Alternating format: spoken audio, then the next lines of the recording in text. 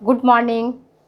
आज मैं आपको क्लासिफिकेशन ऑफ फूड्स के जो नेक्स्ट 3 बिंदु थे उसके बारे में चर्चा कर रही हूँ, जिसमें मैंने आपको 2 बता दिया था। कार्यों के आधार पर वर्गीकरण कैसे करते हैं और पोषक तत्वों के आधार वर्गीकरण कैसे किया जाता है।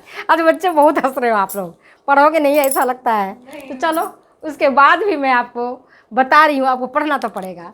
तो देखिए, तीसरा है नस्वरता के आधार पर भोज्य पदार्थों का वर्गीकरण। आप सोचते हो कि मैडम कितना पढ़ाती है, छोड़ती नहीं है। तो चलो कोई बात नहीं। नस्वरता के आधार पर अगर भोज्य पदार्थों का वर्गीकरण हम करते हैं तो ये 3 प्रकार में बांटा गया है, 3 भागों में बांटा गया है इसको। एक अनस्वर, दूसरा है आपका अर्धनस्वर और तीसरा है नस्वर। अब दुनिया में कहोगे मैडम अनस्वर भोज्य पदार्थ कैसे हो सकता है जब नस्वर हम ही है तो, लेकिन अगर इनके आधार देखोगे, प्रकृति देखोगे, तो भोजन को 3 वर्गों में वर्गीकृत किया गया है, अनस्वर, अर्धनस्वर और नस्वर। ये क्या है, उसके टाइम पीरियड पर है कि कितनी लाइफ स्पैन है उसकी टिकाऊ रहने की। जैसे दालें, अनाज, तेल, घी, मसाले, इनको अगर आप ठीक प्रकार से सुरक्षित करके रखेंगी तो साल 2 साल इसके बाद ज़्यादा भी चलता है। ये डिपेंड करेगा आपकी स्टोरेज कैपेसिटी पर, किस प्रकार से आप उसका संग्रह करती हैं। अगर आप संग्रह नहीं करेंगे तो दालों में जल्दी कीड़े लग जाएंगे। लेकिन ये अनस्वर भोज्य पदार्थ में आते हैं। सूखे मेवे अनस्वर भोज्य पदार्थों में आते हैं। मसाले जैसे लौंग, इलायची, दालचीनी, हल्दी, धनिया, मेथी, ये सारे मसाले जो हैं अनस्वर में आते हैं, क्योंकि इनमें जल्दी कीड़े नहीं लगते हैं। तो इनको किस आधार पर बांटा गया है? इनको बांटा गया है कि सड़ने का इनकी अवधि क्या है, मतलब ड्यूरेशन इसका कितना है, कितने टाइम में ये सड़ते हैं। तो अनाज को अगर आप चाहें तो अनाज का भंडारण साल 2 साल, इससे ज़्यादा भी आप कर सकती हैं अगर आपका अनाज का भंडारण करना है ढंग का। तो तेल, घी, ये सारे चीज़ें अनस्वर भोज्य पदार्थ में आते हैं। दूसरा इसका जो डिवीजन किया गया है वो है अर्धनस्वर भोज्य पदार्थों के आधार पर। अर्धनस्वर मतलब कि जो भोज्य पदार्थ महीने, 2 महीने, 4 महीने में सड़ के ख़त्म हो जाते हैं। जैसे आपने आटा अगर पिसवा लिया, बहुत अच्छे तरीके से रखोगे तो भी आटा में महीने, 2 महीने, 4 महीने में कीड़े लग जाते हैं। बेसन, सूजी, पोहा, सत्तू, ये आपके ऐसी चीज़ें हैं, आपके चिप्स, ब्रेड, ये सारी चीज़ें ऐसी हैं जिनको आप चाहे कितना भी अच्छे तरीके से रखो तो पर भी कुछ दिनों के बाद ये खराब होने लग जाते हैं। तो ये अर्धनस्वर भोज्य पदार्थ में आते हैं। और नस्वर भोज्य पदार्थ वो भोज्य पदार्थ होते हैं जिनका लाइफ स्पैन बहुत कम होता है। कुछ का लाइफ स्पैन 2-4 घंटे ही होते हैं। जैसे दूध, अगर आप दूध ले आओ बाज़ार से और उसको गर्म करना भूल जाओ, आपने समय से उसको गर्म नहीं किया, तो आप देखोगे दूध आपका फट जाता है। क्यों फटता है? क्योंकि दूध में कई सारे माइक्रो ऑर्गेनिज्म, कई सारे बैक्टीरिया पनप जाते हैं जो दूध को सड़ा डालते हैं। इसी प्रकार से आपका अंडा है या मांस है या पके हुए भोज्य पदार्थ हैं, जो भी पका हुआ भोज्य पदार्थ है, चाहे आपने दाल बनाया हो, सब्जी बनाई हो या चावल बनाया हो, तो ये सारे चीज़ें नस्वर भोज्य पदार्थ हैं। अगर इनको आप ठीक प्रकार से फ्रीज में समय पर नहीं रखती हैं तो आप देखोगे कि सर्दी का मौसम है तब तो चलो फिर भी रात भर टिक जाता है, लेकिन गर्मी का मौसम आप देखते हो कि सुबह की बनी हुई सब्जी शाम तक खराब हो जाती है। क्यों हो जाती है खराब? क्यों उसमें से सड़ान आने लगता है? क्यों उसमें से दुर्गंध आने लगता है? क्यों उसका स्वाद बिगड़ जाता है? क्योंकि वो उसमें बैक्टीरिया और छोटे छोटे जो अति सूक्ष्म रोगाणु हैं उसमें पनप जाते हैं और उसको सड़ा डालते हैं।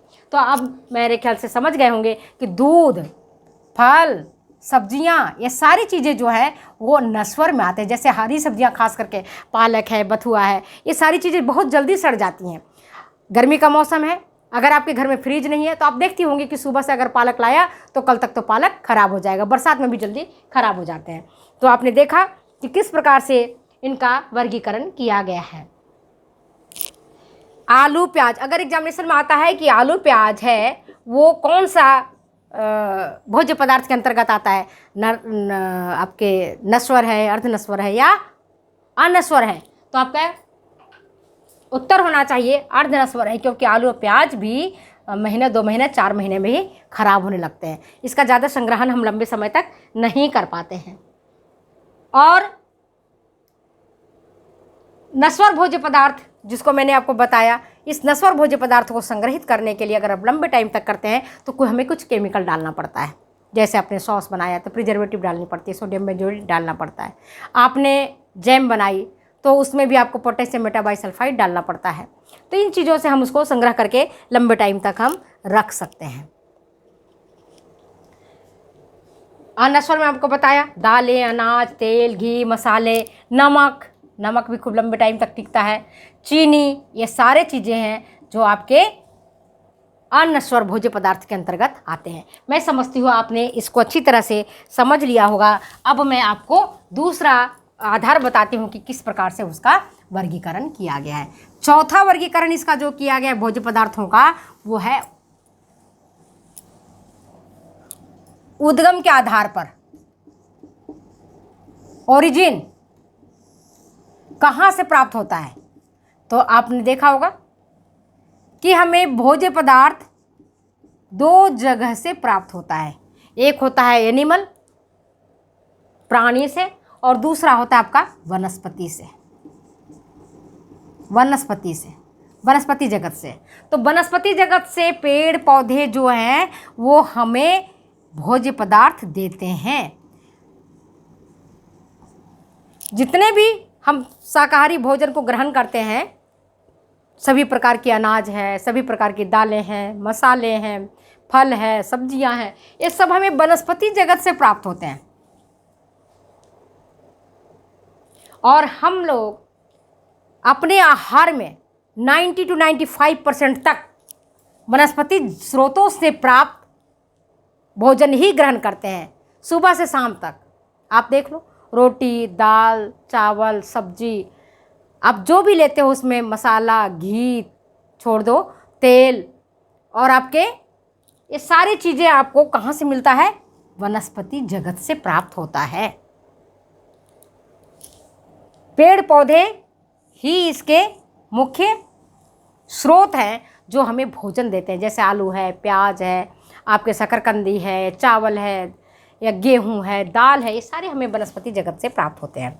और प्राणी जगत से जो भोज्य पदार्थ प्राप्त होते हैं उसमें मुख्य है दूध, जो आपके जानवर से प्राप्त होते हैं, फिर मांस, मछली, अंडा, ये हमें प्राणी स्रोत से प्राप्त होते हैं। और प्राणी स्रोतों से जो प्राप्त हमें भोज्य पदार्थ होते हैं उनमें प्रोटीन की प्रचुरता होती है, ये शरीर निर्माणात्मक होते हैं। वनस्पति भोज्य पदार्थों से जो भोजन हमको मिलते हैं उनमें प्रोटीन की इतनी ज़्यादा प्रचुरता नहीं रहती है, एक्सेप्ट अगर आप ड्राई फ्रूट्स को हटा दो तो। इसके बाद आता है आपका, प्राणी भी समझ गए होंगे आप, और वनस्पति जगत से प्राप्त भोज्य पदार्थों के बारे में भी आपको जानकारी प्राप्त हो गई होगी। अब हम चलते हैं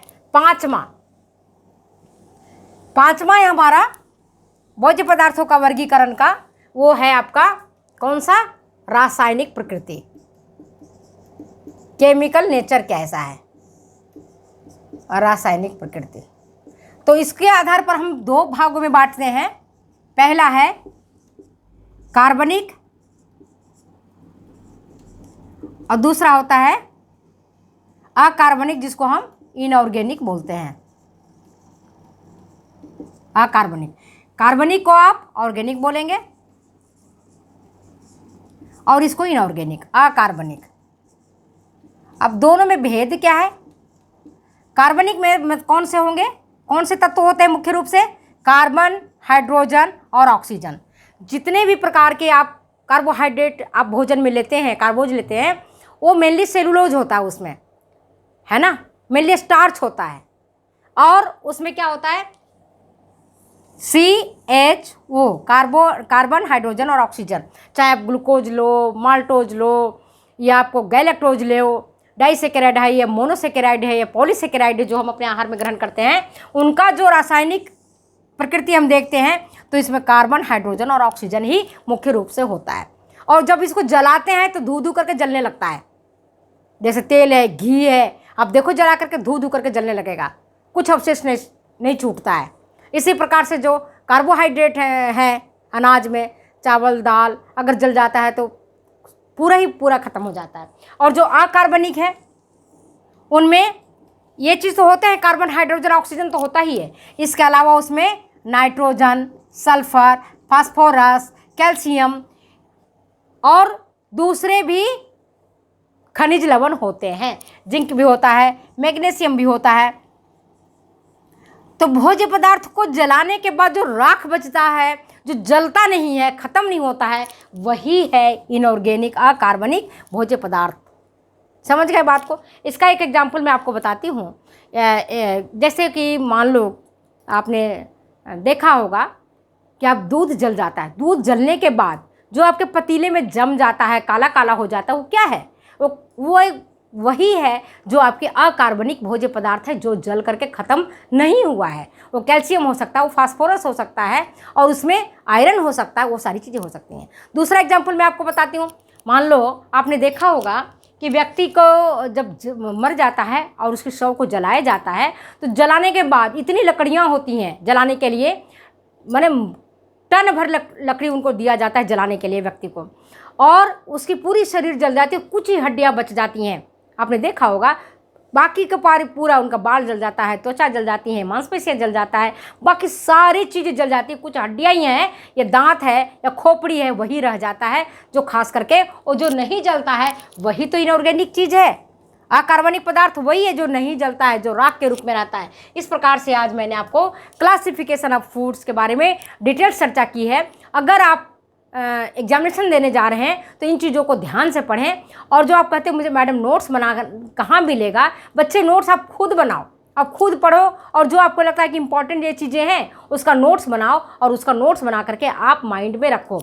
नोट्स में भी और अति संक्षिप्त नोट्स बनाओ, बिल्कुल टिप्स बनाओ कि आपको बहुत इंपॉर्टेंट चीज़ है जो आपको एग्जामिनेशन पॉइंट ऑफ व्यू से याद रखना है। जैसे मान लो एग्जामिनेशन में ये पूछा जाए राख क्या है, ऐश क्या है, तब क्या बताओगे? ऑर्गेनिक है, इनऑर्गेनिक है? अगर पूछा जाए कि ऐश क्या है, राख क्या है, तो आपका सीधा से आंसर होगा अकार्बनिक पदार्थ जो बच गए हैं जलाने के पश्चात, वही है आपके राख। इस प्रकार से आज मैंने आपको क्लासिफिकेशन ऑफ फूड्स की पूरी चैप्टर पूरा करवा दिया है। तो अगर ये वीडियो आपको अच्छी लगती है तो प्लीज़ शेयर करें, कमेंट करें, सब्सक्राइब करें, और फिर मिलते हैं अगले वीडियो में अगले अध्याय के साथ, जिसमें मैं आपको फूड ग्रुप्स पढ़ा दूंगी। और अगर आपको कुछ लगता है कि मैडम से हमको ये चीज़ पढ़नी है तो आप कमेंट बॉक्स में लिखें, मैं वहाँ जाकर के आपको पढ़ाऊँगी। तब तक के लिए जाने की इजाज़त, बाय बाय। फिर मिलते हैं अगले वीडियो में अगले एपिसोड के साथ।